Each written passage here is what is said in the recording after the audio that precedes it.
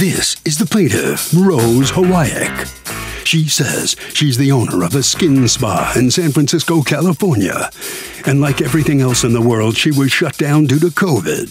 The defendants, her former landlords, stole her security deposit. And according to the law, they now owe her 3 times the original amount. So she's here suing for the $2,400 she's now due.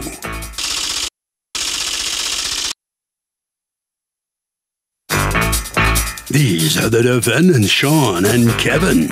Sean says the plaintiff's sorely mistaken if she thinks she's owed $2,400 because when the facts of this case come out in court today, it will show she actually is the one who owes them money.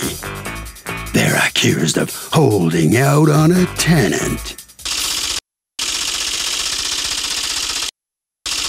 The defendants have filed a countersuit for $1,785.80 for 2 months unpaid rent. All parties, please raise your right hands.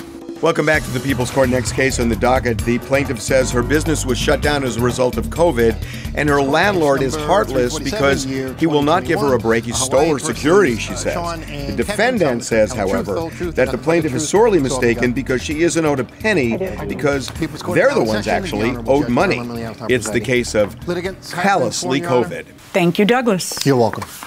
Okay, Ms. Hawaii, you are doing business as Abella New. What kind of business was that? Skincare. What kind of skincare? Like anything in particular? Facials, lash extensions, eyebrow shaping, waxing, that sort of thing. All right. What happened to your business when COVID hit? We were forced to shut down. I moved this business from San Francisco to Pacific Grove a year before COVID hit. And so I was in business for just over a year. COVID hit March 10th. I was forced to close. I paid March's rent. I contacted at that time my landlord, Crystal, and she said, "Don't go ahead. Don't pay rent until we figure this whole thing out." By June, we still hadn't opened. So I asked her if I could get out of the 3-year lease, which she allowed me to do that. I went ahead and paid her for the back rent that I had owed her. And at that time, we made a new agreement where I would pay her the back rent. And in a month, yeah, we would go month to month after that. June came and left. July came. By the end of July, I said, "Hey, nothing's going to be open. I'm going to get. I'm giving you." Were my you last able month's to rent. open at all between March and July? In July, I was able to open for about a week. After I was able to open up, I was shut down again. And at that point was when I said, "Crystal, it doesn't look like it's going to end. I'm going to go ahead and give you my last month rent. my last month notice." At which point she said, "In August, I'll go ahead and give you August for free and see what we can do after that." I said, "That's great." I was really appreciative. And at that point, August came, still no end in sight. I said, "Hey, so it was September." I said, I'm going to need to leave. And she said, "No, go ahead. And what I'll propose to you is," she does acupuncture. So she proposed that I do a cupping class, which I did. It was in San Jose. And what I would do is, in lieu of paying rent, I would take care of 10 of her clients. And then anything after that, any like 11th, 12th client, I would keep that money. But the first 10 would take care of the rent. So Crystal said she'd give you August free. And what happened with September and October? So September, I went to the class. September, she didn't have any clients. So she said, I kept asking her, "Hey, what clients am I going to get?" She goes, "I'll let you know as soon as I know." I said, "Okay." October came, and I approached her and said, "Hey, when are we going to start this, and how do you want me to proceed?" She sent me a notice saying, she wanted me to sign a new lease, which I was confused about. So I sent her. She texts me with a lease and saying, "Hey, Rose, can you please sign this?" So I texted her right back and I said, "I'm kind of confused about this because you stated that we had a deal where I would do the 10 clients and in lieu of rent." She goes, "Oh, yes, that's right." And that was it. Wasn't the document that she sent you the something called an estoppel? It looked like a new lease to sign. Okay. And whatever it was, did you sign it or you didn't sign it? I did not sign it. Okay. Mr. Sean and Mr. Kevin, you folks buy this place November 19th. and close on what day? November 19th. All right. And what was your understanding of the rent situation with this particular? Was this the only tenant, or were there other tenants? Oh, there's several tenants. I think there's eight Yeah, tenants. there's others, 7, 8 Okay. tenants. What we get from the seller is an estoppel certificate, which explains what rent is owed and what is the rent and what is a deposit. It's a breakdown of everything. So for Okay, so here's what you got from the prior landlord, the person you bought it from.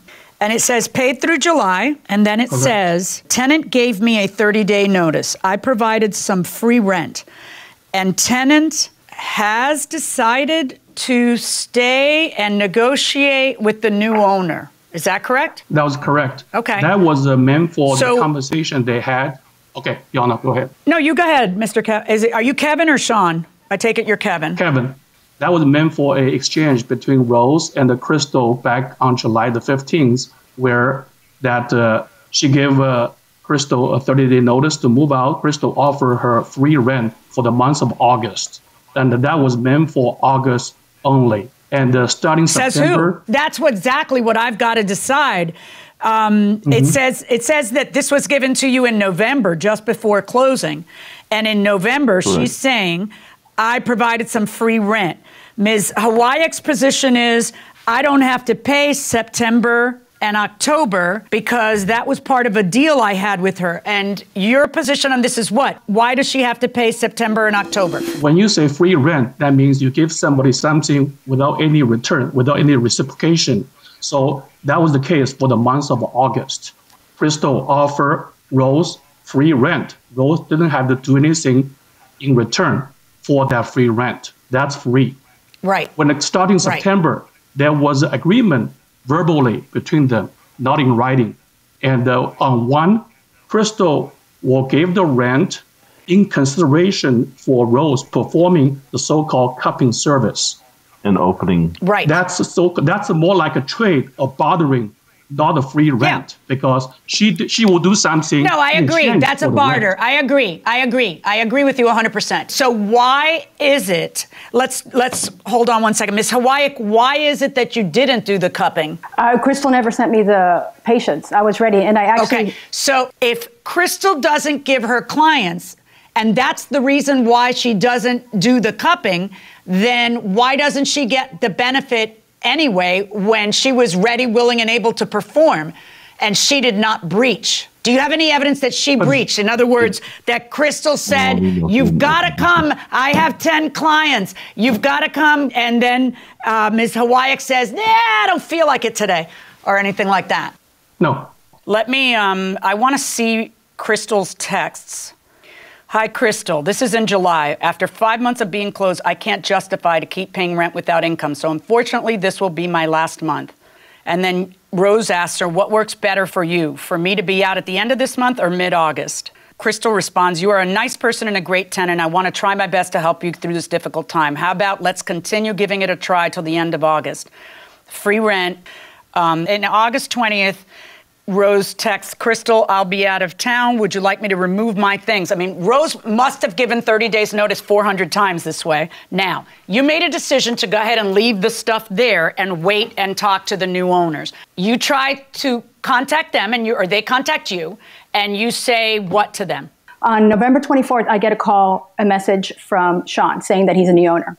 I contact Crystal asking her, hey, is this true? And she says, yes, good luck.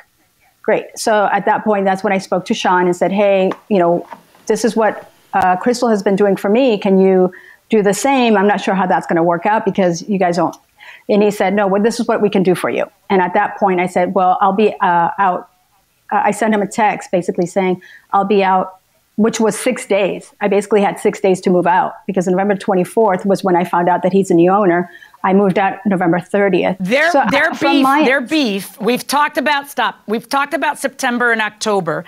Their beef now, let's see, is November 1st through November 18th because Crystal, for some reason, paid you partial rent of November, didn't she? No, what happened was, since we closed the escrow during the middle of the month, So the title does the prorating of the rent. And so automatically it assumes that the rent should be owed to us from the 19th, the closing day, to the end of November. So that's why we already received a rental credit by way of escrow prorating from Crystal. Therefore, in good conscience, we cannot double dip on Rose. Therefore, we no longer claim that portion of the rent from Rose. But since Rose didn't pay the months of rent for November, she's still owed nonetheless. So you're suing for, I got it. So you're suing for the portion of the rent. Basically, you're suing for September, October, and the part of November that would have been owed to Crystal and wasn't paid because you have the right to do that as the new owners. Right. Okay, so that's one part of your lawsuit. And the other part of your lawsuit is rent from December 1st to December 23rd, because according to you, she didn't give you adequate notice because she didn't give you 30 days notice. Would that be accurate? Correct. So I don't believe she owes you September. I don't believe she owes you October. I don't believe she owes you part of November because I don't believe that Crystal was planning on collecting any of that from her. Crystal and she had a deal, and I guess Crystal just let it slide. But unless you have a tenant estoppel letter that says that you are entitled to rent for all those months, she's got tons of texts from Crystal that make it sound like you're not. So now let's talk about the notice requirement. And in the notice requirement, you're saying, well, she waited until November 24th and only gave us 6 days notice. How on God's green acres was she going to give you prior notice of that when you didn't even own it until November 19th? So did she give Crystal notice? Why are they not correct that if you take your chances with the new landlord, that you might owe the new landlord a month's rent, that you're risking that? Why are they not correct on that? She told me in October that there might be a possibility that the building might be sold. November 1st, I said, I can. This would be my last month if they're in fact buying. Show me that. Show me that text. Show me that text. Show me that text. That actually was verbally, but on the third, that was actually when I was with her, and and that's why I kept. Well, that's great, but you have zero proof of that. How much was the rent, by the way? $768 and some change. You cannot prove to me you gave. By the way, your notice is supposed to be, according to your month-to-month lease, it's supposed to be in writing. But you have absolutely no evidence that you gave notice on November 1st. Therefore, on your lawsuit against them for the $800, no, you're done. You're done. No. On your lawsuit against them for the $800 that you have, according to the law in your state, you have tripled because of the fact that, according to you, it's in bad faith. First of all, I don't find that it's in bad faith. I find that it's debatable. I'm finding against you, Mr. Sean and Mr. Kevin, on the rent, but I don't find that it was bad faith. I find that you take your chances when you wait to negotiate with a new landlord, and you're subject to the same month-to-month rules that every other mere mortal is subject to, which is a 30-day notice. And that means that you are entitled to, of the $800 security deposit, $31.94 back, because you do have to pay the 1 month's rent. As for September, October, and partial November, I am ruling in favor of the plaintiff. That takes care of both the complaint and the counterclaim. Good luck, folks. Thank you, Your Honor.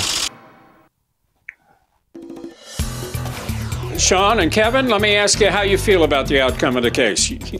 You lost your suit against her. What do you think about the other suit? Well, I just think it opens the Pandora's box for any tenant that, with a new owner, to say, I had some type of verbal agreement that I don't with the owner, and I don't owe any rent. Anyway, that's the judge's decision. She thought about it carefully, and sorry for you. You lost. All right, Ms. Hawaii, how do you feel about the outcome of the case? I know you thought you were going to get a lot more money, but didn't happen. Well, I actually just wanted the $800 back. I didn't get to say what happened after the 24th of November between Sean and I.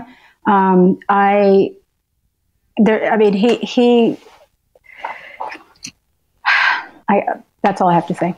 Good enough. Okay. Well, listen, thank you very much, and congratulations. Harvey, this was kind of highly technical. What do you think about it? Okay, Doug, look, there have been cities and states around the country that have given tenants a pass, especially when it involves businesses during COVID, where they would freeze rent. There are other cities and states that have not done it. This is very complicated.